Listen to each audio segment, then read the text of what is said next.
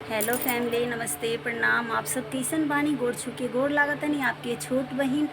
और कहीं बताएं दोस्तों, बड़ा गर्मी बा। गर्मी से एकदम मन उथल पुथल बा। तो सुबह से के सारा काम धाम हमार हो गई बाटे और बच्चन के नहाना धोना करके बच्चन के सुतावे गई तो उ लोग के साथे हम भी सुत गई। और ऐसा सुत नहीं लागल कि कितना पेट भरल बा, खाना पीना खा के सुतल बानी। तो सोचने कि उ लोग के सुता देम तो फिर उठ के खाना पीना खाएम और जो भी काम बा करम। काम तो कुछ भी ना रहे, काहे कि सारा काम ख़त्म करके ही बच्चन के नहवाइला और उ लोग के सुता के ओकरा बाद फिर खाना पीना। तो उ लोग के सुतावे में हम सुत गई। उ लोग जग के तैयार हो गए जा, तब तक हमार नींद भी ना टूटत रहे। इतना कस के हमरा नींद लागल रहे कि हम कहीं बताएं। और बच्चन दोनों साथे साथे जग गए जा। तभी खाना पीना तो हमार कुछ भइल नहीं है। तो हम देखने टाइम तो देखा था नहीं कि 1 बजे था। तो हम कहने कि अभी 1 बजे खाएं तो और गर्मी से हालत ख़राब।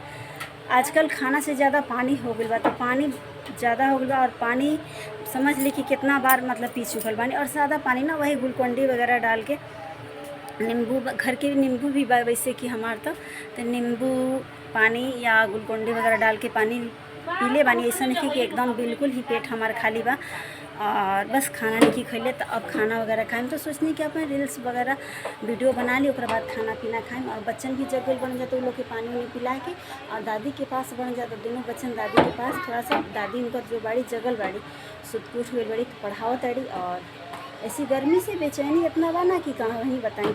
और सुबह से कहा होता कि 2 बजे तक ना एकदम पूरा धूप चिलचिला के रहता और कुछ भी करे के मन नहीं करता। गर्मी भी ज़्यादा रहता और जैसे ही 2-3 बजा था ना तो उसके बाद मौसम गिर जाता और लगता कि बादल बादल चारों तरफ लग जाता और बारिश जैसा एकदम।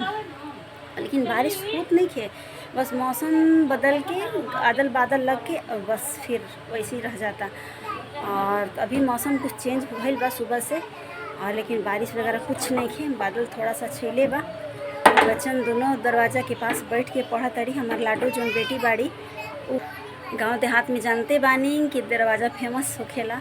कहें कि सब दरवाज़ा पे अपन बैठ बैठ के हवा भी खाला। जो भी बात थोड़ा सा ऐसे भी हमारे दरवाज़ा के आगे थोड़ा सा ज़्यादा ही मतलब ज़्यादा का मतलब ज़मीन बाटे।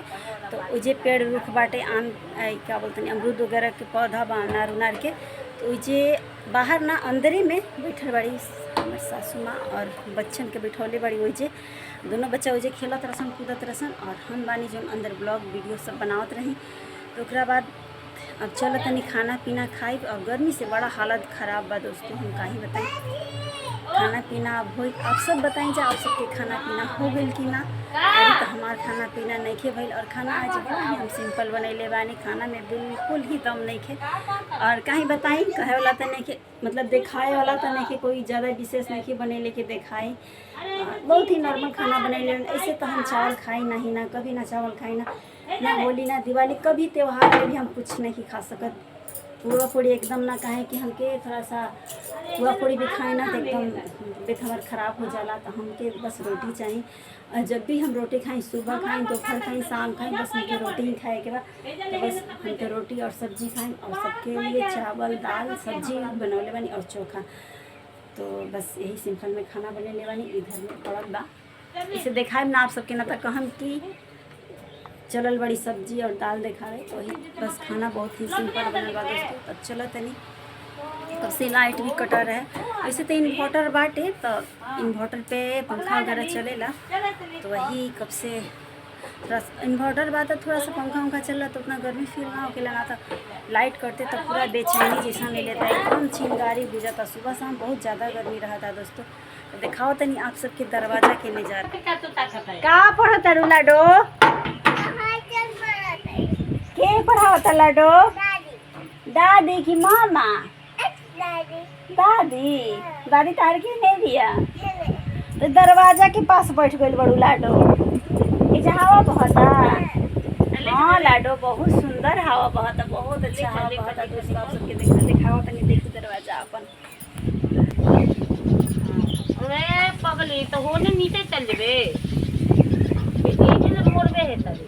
चल कैसे बना भाई, कैसे बना? देखी सब ऐसे ही बरीत बाग बड़ा अच्छा लगेला। एजा बाहर में बहुत अच्छा लगेला दोस्तों, एकदम बहुत अच्छा हवा। तो पंखा की फील बा हवा के आगे सच में। और कहीं ना मम्मी के कि उन्हीं रहे के घर में रहे के तो कहली कि ना ना हमरा घर में नहीं रहे के, हम दरवाजे पे बैठा था, देखिए कैसे बैठा था। एकरा के हे तनी निकल चावल से जला लटकाना नहीं की से देखो। तब तक बनल रही आप सभी हमारे ब्लॉग में। तब तक बाय बाय।